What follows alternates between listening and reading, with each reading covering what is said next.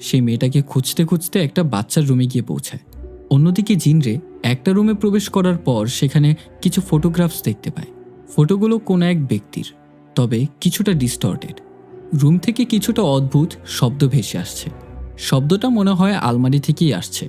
যখন সে আলমারিটা গিয়ে খোলে সেখানে কিছুই দেখতে পায় না। এখন রুমের বাইরে জানালা দিয়ে তাকালে সে দেখতে পায় ইউনসুক বাচ্চাদের মতো দোলনায় দুলছে। তবে সে এক অলৌকিক শক্তির উপস্থিতি টের পায়। দেখতে পায় একটা জায়গায় কালো এক অবয়বের ছায়ামূর্তি। রুমের জানালা বন্ধ, তবে হঠাৎ এক গরম বাতাস তার কানের পাশে দিয়ে চলে গেল। ইউনজুর কাছে মনে হচ্ছে তার পেছনে কেউ দাঁড়িয়ে আছে। সেই মুহূর্তে হঠাৎ করে মুনহি এসে তাকে ভয় দেখায়। ইউনজু মনে করে এই সমস্ত কর্মকাণ্ড তার বান্ধবী ছাড়া আর কেউই করেনি। এখন তারা দুইজন নিচে গিয়ে পৌঁছায়, যেখানে জিনরে সেই কক্ষটা ইনভেস্টিগেট করছে। তাদের সবারই ফোনের টর্চ জ্বালানো।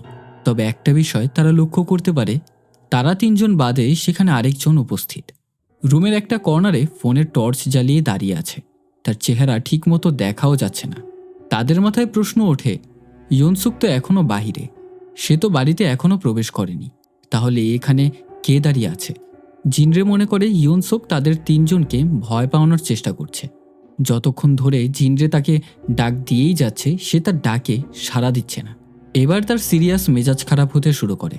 তিনজন একে একে ফোনের টর্চ বন্ধ করে জিনরে তার সামনে আগাতেই লাগছিল। যখন তার সামনে গিয়ে পৌঁছায়, চেহারাবিহীন এক অবয়বকে তারা দেখতে পায়।